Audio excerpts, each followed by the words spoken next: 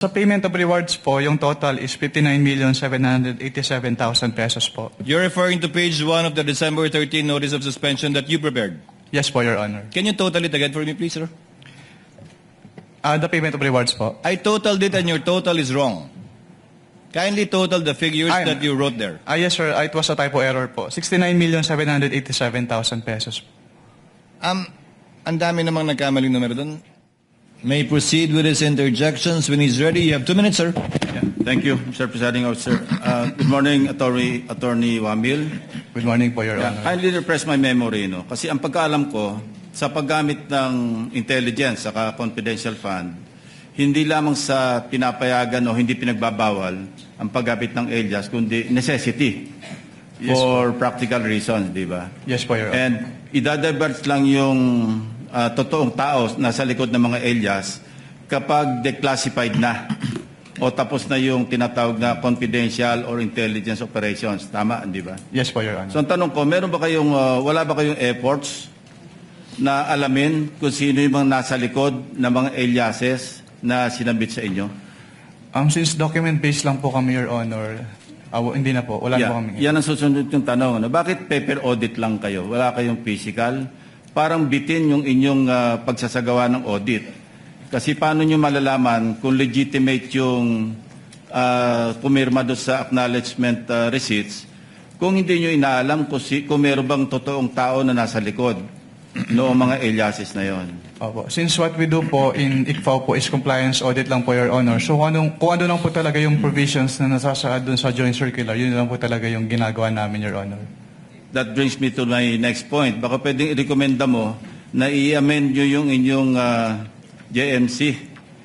Kasi parang bitin. No? In fairness to the concerned offices or persons na ino-audit, dapat kumpleto yung due process, hindi ba? Yes, kasi kung paper lang, magre-rely lang kayo sa mga submission, hindi nyo inaalam, you don't go further than that, hindi ba? Anyway, wala ka naman doon hindi ka naman deputy commissioner pa o associate commissioner, so siguro, i-recommend mo na lang na i-amend yung inyong JMC.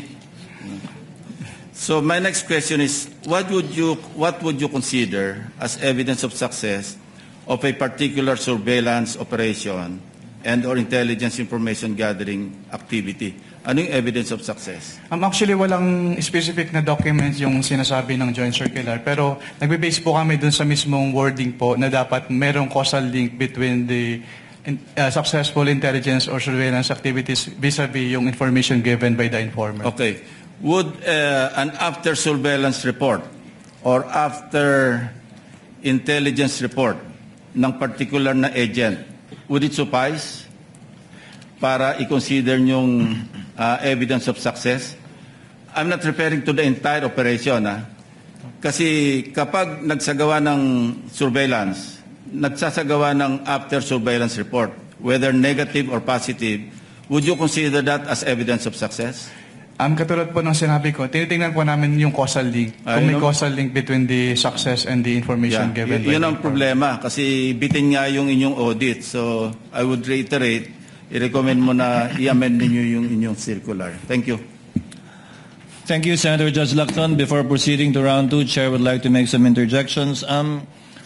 Attorney Wamil, you read the notice of suspension earlier and you gave what amount again? Can you kindly give him a copy? Counsel for prosecutors.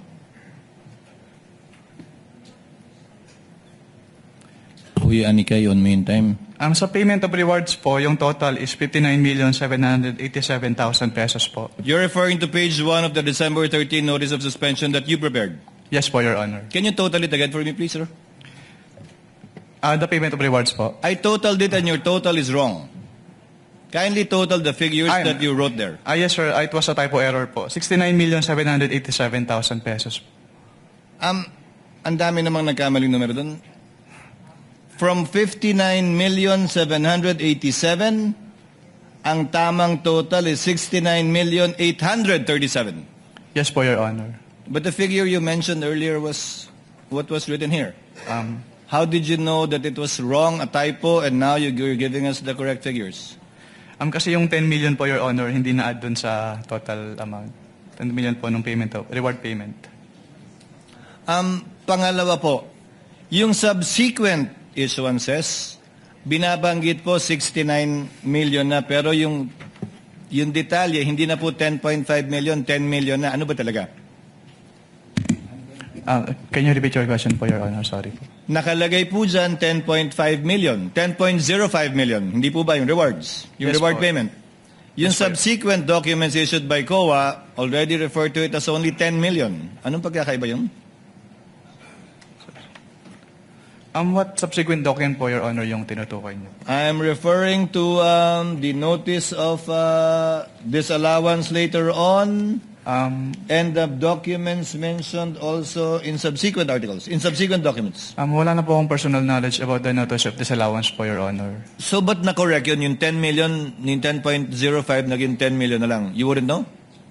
I wouldn't know po, Your Honor. In relation to the question of Senator Judge Soto, he said how much is the total that were provided for. You gave a total. In relation to the question of Senator Judge Villanueva, ano ba yung pinakaiba? Correct me if I'm wrong. You said you were aware of a notice of disallowance. Yes po. How much was the notice of disallowance? Ano yung dinisallow out of the 125? Sa pagkakalala ko, around 73 million pesos po, Your Honor. So out of 125 million, 73 million lang yung finally dinisallow ng COA dun sa notice of disallowance. Yung balance, inoke niya. Ang makakasagot po niya, Your Honor, yung next witness po. No, if you're familiar with the notices of disallowance, you testified, Attorney Wamil, that AOM, notice of suspension, notice of disallowance. So sa dulo, pag iba na yung amount na nakalagay doon, marami nagtanong kanina, yung dinisallow lang ultimately is only 73.287 million. Posibleng magbago talaga yun, di ba? Yes po, Your Honor.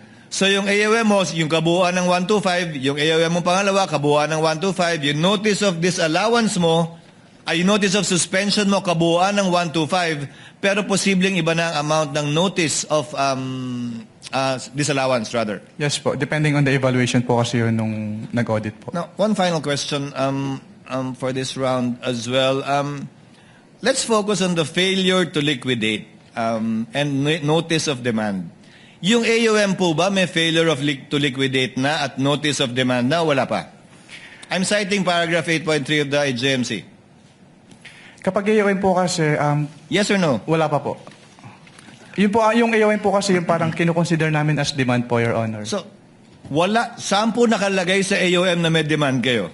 Kasi ni-require po namin sila na to comply with the submission po of the documents. Attorney Wamil, there is a big difference because your notice of suspension, does it include the demand?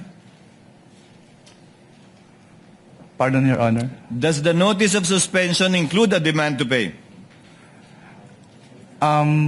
Wala pa po, Your Honor. Isn't it correct na nandun lang sa notice of disallowance yun? Based on the joint circular po, doon Yes. po ni-require po na mag-restitute. Sa notice of disallowance na. Yes. Wala sa AOM, walang demand sa notice of suspension, sa notice of disallowance. The demand to pay po, yes, Yes. Your Honor. So, when will the presumption come in? Under paragraph 8.3.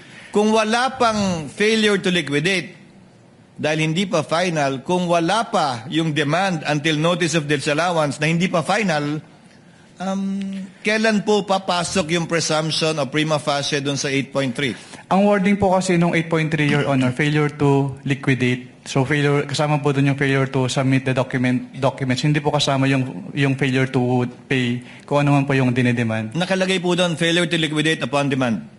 Yes po. So ang sinasabi po doon ay isubmit yung complete documents with the ICPAO.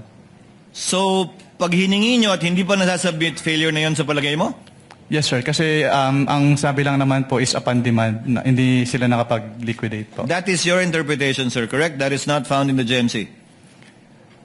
Ang binibase ko lang po doon sa provision po ng GMC, Your Honor. Sa interpretation mo nga ng GMC. Yes po, Your Honor.